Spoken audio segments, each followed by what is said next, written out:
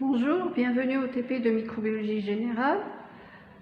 Dans ce troisième TP, nous allons parler de l'observation microscopique après coloration simple. Donc nous allons toujours utiliser comme frottis microbien une culture bactérienne, donc que l'on va observer après avoir appliqué un colorant sur les cellules.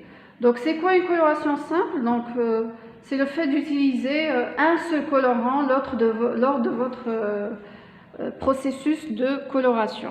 Donc le colorant le plus usuel, le plus utilisé, c'est le bleu de méthylène que vous connaissez tous normalement si vous avez eu l'opportunité de faire des TP de biologie végétale. On a très souvent l'habitude de colorer les tissus végétaux avec du bleu de méthylène pour pouvoir observer les différentes cellules. Donc, c'est ce qu'on va faire également donc pour ce TP, ce troisième TP. On va prendre un frottis microbien, bactérien, je précise, que l'on va déposer sur une lame et que l'on va couvrir, colorer avec du bleu de méthylène. Alors, avant de vous expliquer la technique qui est toute simple, on parle d'abord des objectifs de l'observation après coloration simple. Donc, avant tout, c'est de pouvoir détecter, encore une fois, tout comme pour l'observation à l'état frais, la forme des cellules. Vous allez pouvoir observer des cellules, donc la première chose que vous allez observer, c'est leur forme. Ensuite, vous allez pouvoir également détecter leur mode de regroupement, c'est-à-dire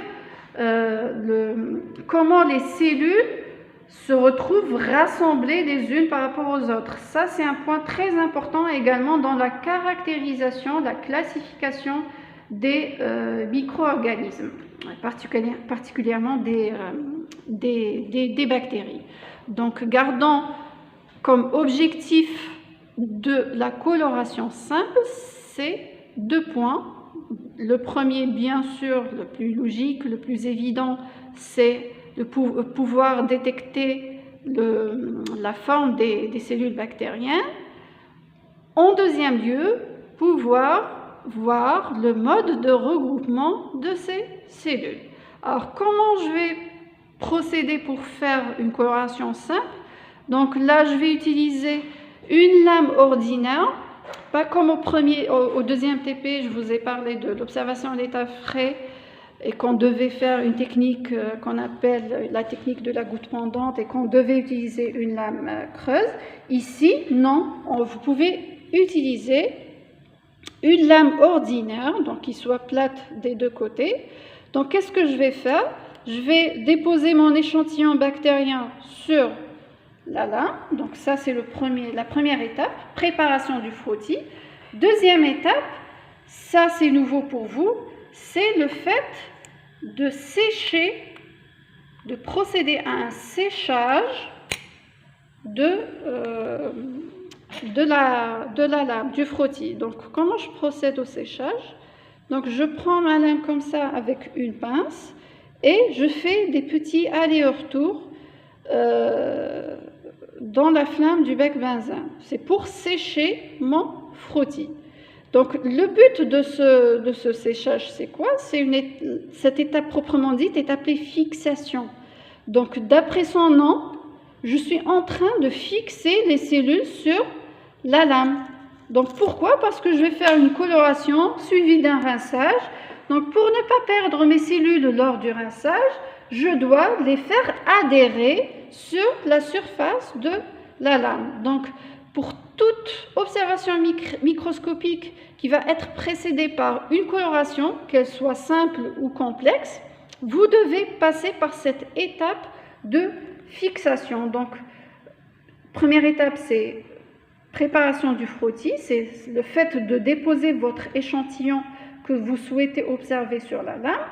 Et la deuxième étape, c'est cette étape de fixation, donc qui se fait par la flamme du bec benzène. Donc, entre guillemets, on peut la faire également avec des produits chimiques, mais pour nos TP, la technique la plus utilisée également, c'est la fixation à travers la flamme du bec benzène.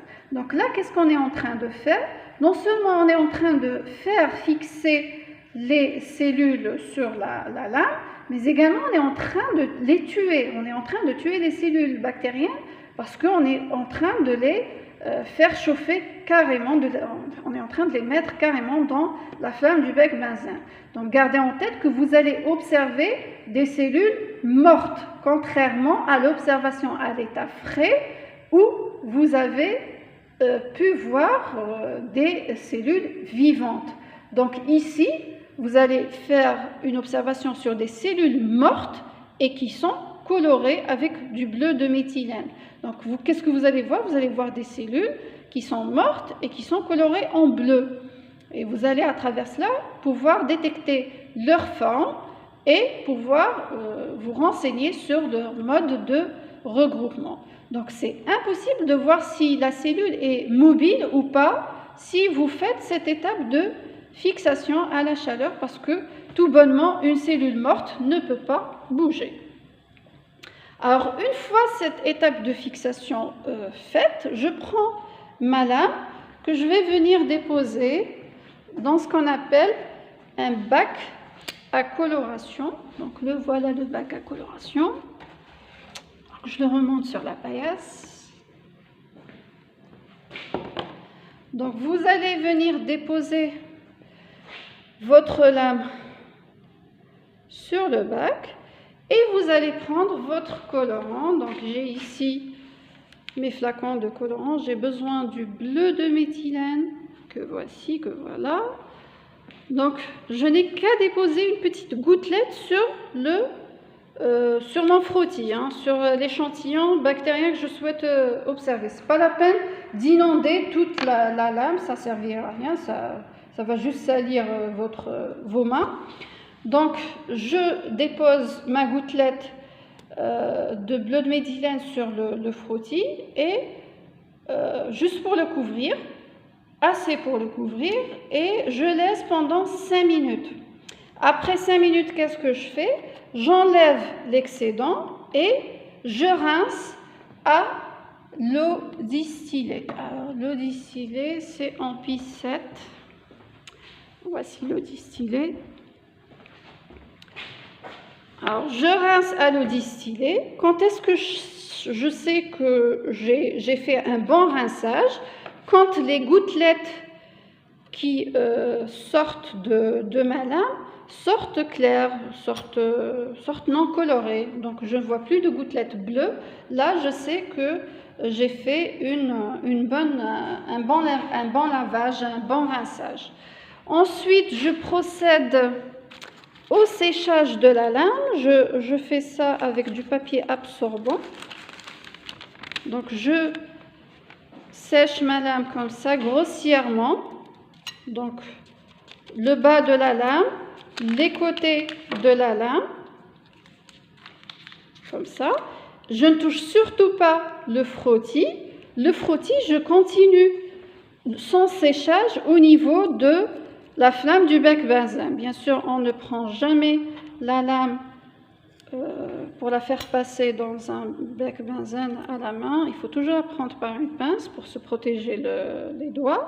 Et je fais sécher mon frottis au niveau de la flamme du bec benzène. Une fois le séchage, cette étape de séchage effectuée, je passe à l'observation à immersion. Je vous rappelle, c'est quoi l'observation à immersion? C'est le fait d'utiliser l'objectif x100 avec une goutte d'huile d'immersion. D'accord? Donc je répète grosso modo très rapidement les étapes de la coloration simple.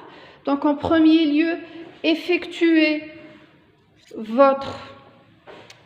préparez votre frottis, c'est-à-dire déposer votre échantillon sur la lame, faire une fixation de ce frottis sur la lame à travers la flamme du bec benzène, procéder à la coloration proprement dite, ensuite rinçage à l'eau distillée, ensuite séchage au niveau du bec benzène et ensuite on passe à l'observation à immersion qui, je vous rappelle, nécessite l'utilisation de l'objectif x100 et une gouttelette d'huile d'immersion sur votre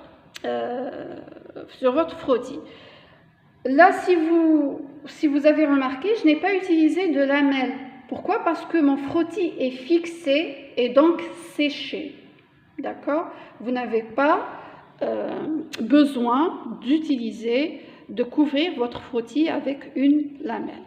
Voilà, et donc vous passez à l'observation microscopique et vous allez pouvoir voir vos cellules bactériennes, vous allez pouvoir détecter, donner leur forme et leur mode de regroupement.